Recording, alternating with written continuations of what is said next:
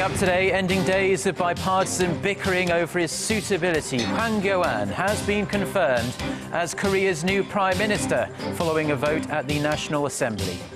The US Federal Reserve keeps rates at near zero for now, but signals it's still on course to raise interest rates before the end of the year.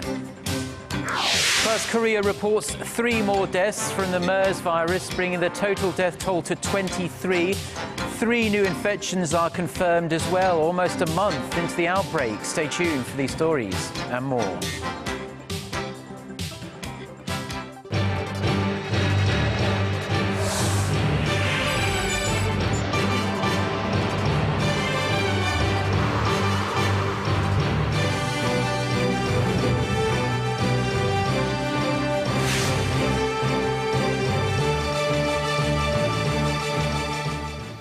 Hello, it's noon on Thursday, the 18th of June. You're tuned in to our midday newscast here on Arirang TV. Thank you, as always, for joining us. I'm Mark Broome.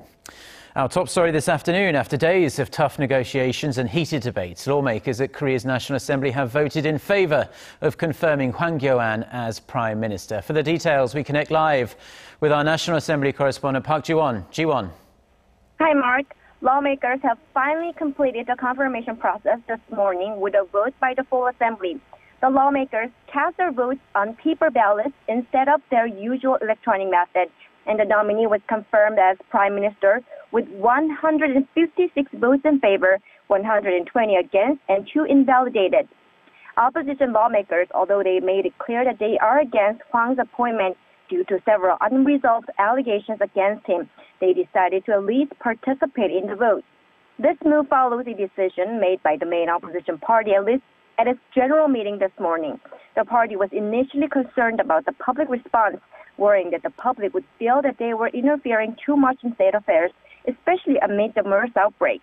The vote has pushed a 4-day interpellation session originally scheduled for Thursday to Friday, which also affected their decision.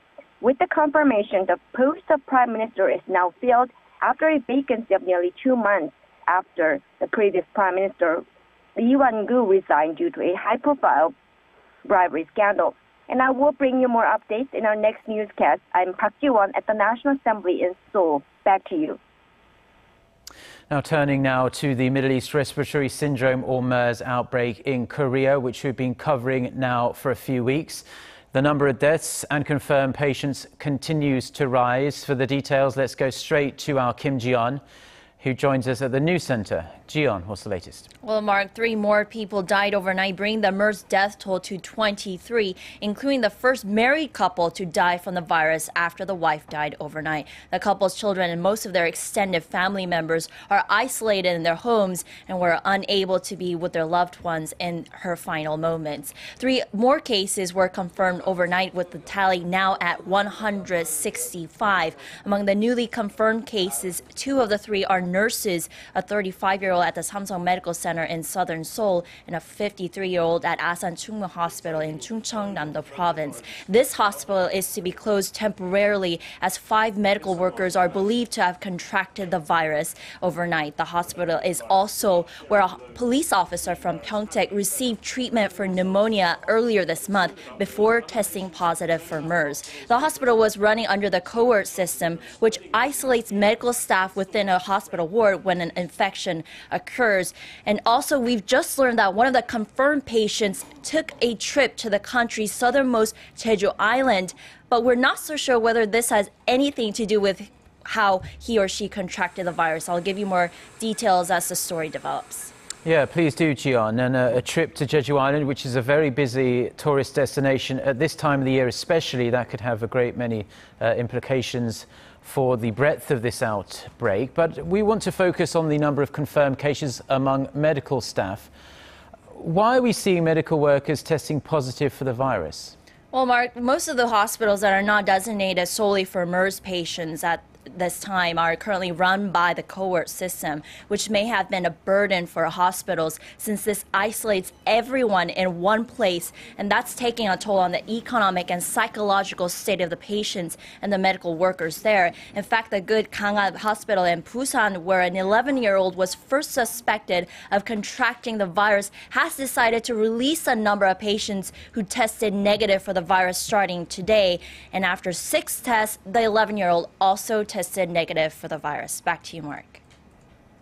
Now, with no end in sight to the MERS outbreak in Korea, the number of people under quarantine has topped 6,000 and is growing. With so many people under strict instructions to stay home, it's proving virtually impossible to keep tabs on everyone.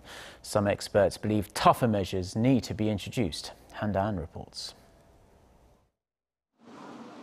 A middle-aged woman suspected of carrying the MERS virus is forcibly sent back home after being spotted walking on the streets.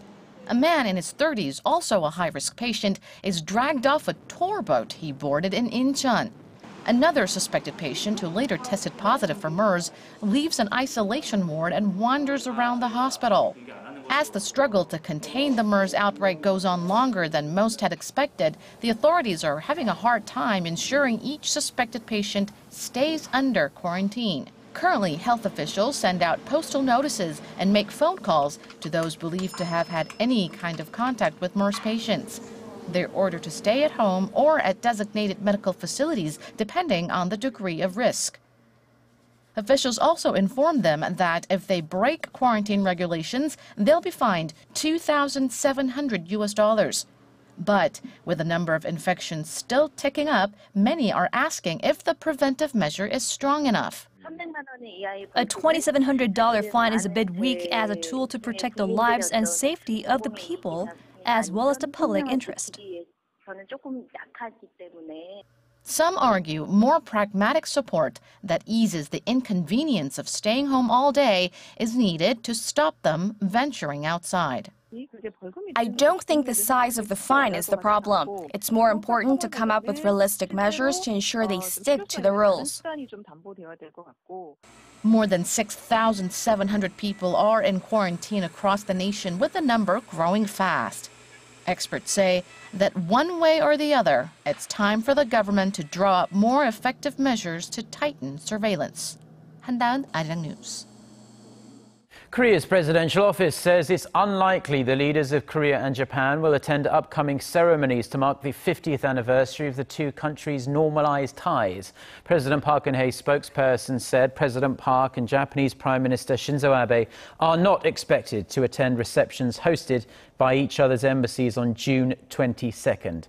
Instead, the two leaders are expected to send personal messages.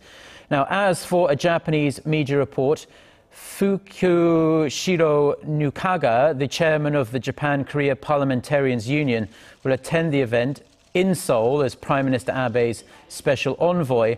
The spokesperson said it's possible, but he cannot confirm whether the Japanese official will pay a courtesy call to President Park. North Korea appears to be experiencing some difficulties operating its main nuclear reactor at its Yongbyon nuclear complex. The assessment was made by the North Korea analysis website 38 North after analyzing satellite imagery from late last month, which showed no steam or hot water discharges, suggesting the 5-megawatt reactor is not in operation. It said the reactor, which has operated on and off since mid-2014, was now either running at low levels or not at all, although the exact reason does remain unclear. The US think tank also said the North has been constructing a larger-scale light-water nuclear reactor at the complex. Experts believe once completed, it could give Pyongyang enough plutonium to make about 5 to 6 nuclear bombs a year. This year's Global Peace Index is out, and it has South Korea as the 42nd most peaceful country in the world. The report released by the Institute for Economics and Peace on Wednesday once again ranked Iceland as the world's most peaceful country, as you can see there, followed by Denmark and Austria. South Korea, which jumped 10 ranks from last year, stood near Latvia, Laos and Mongolia.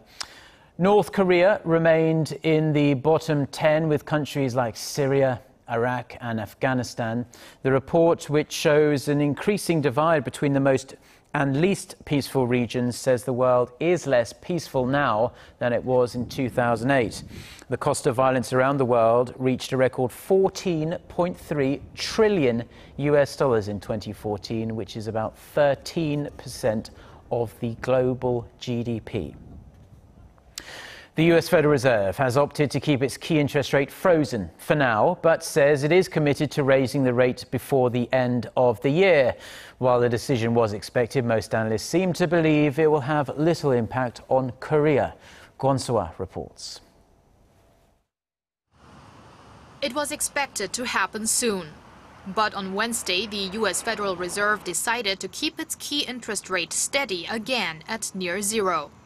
The Fed says the U.S. economy is expanding at a moderate pace and is on track to grow between 1.8% and 2% this year.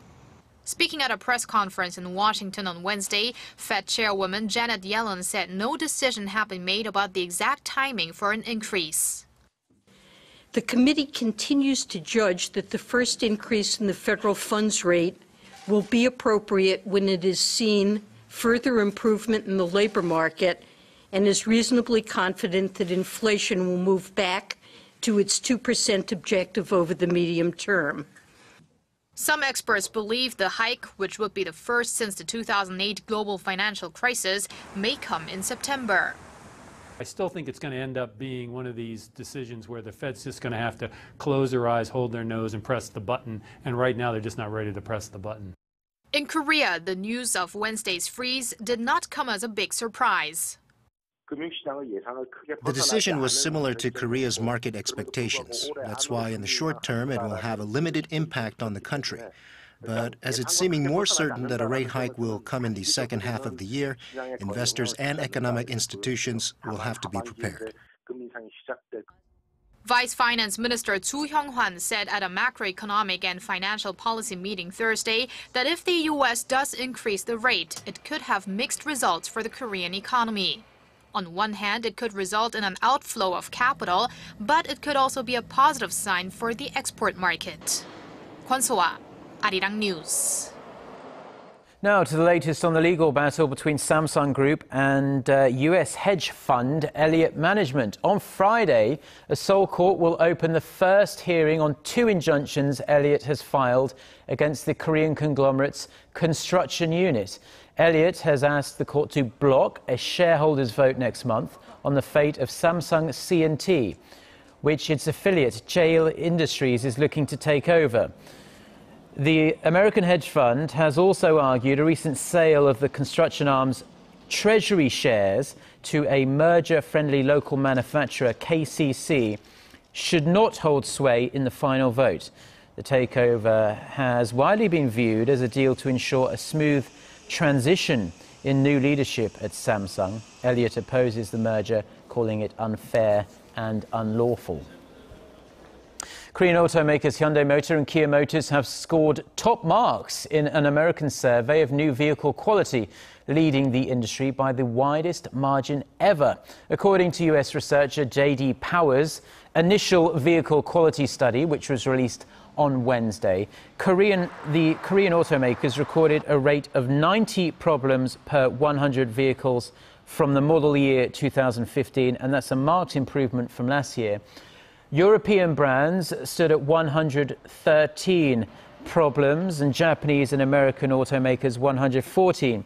Now, Kia Motors, which ranks second only to Porsche, led all non-premium brands for the first time in the study's history. Japanese automakers, long known around the world for their quality, actually fell below the industry average for the first time in almost 30 years. Experts say there has been a clear shift in the quality landscape, with Korean automakers accelerating past their international rivals. Thousands of Koreans are having a real headache traveling to the United States after the US State Department's visa system crashed well over a week ago. With the technical issues still unresolved, the US Embassy in Seoul is doing all it can to help students who don't have time to wait. Kim Hyun-bin reports. This is the homepage of the US Embassy in Seoul. For over a week now, visa-related processes have been severely disrupted due to technical difficulties with the U.S. State Department's central visa system. This has left Koreans looking for a non-immigrant visa in limbo. Those most affected by the malfunction are Korean students planning on studying in the United States this summer. They didn't tell me anything about the system error. All they did was give me this piece of paper. I have to get new forms from the U.S., which will take 3 to 4 weeks. Prospective students are unable to board flights to the U.S. without a visa.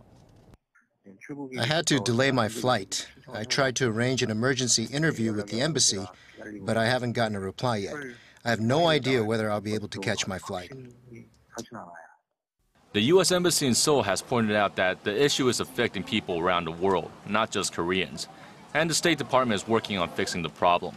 To help out, the embassy says it will issue emergency visas to people who urgently need to travel to the U.S. System errors lasting up to 3 days have occurred at the U.S. State Department in the past, but the current malfunction has lasted more than 10 days now. Kim Hyun-bin, Arirang News.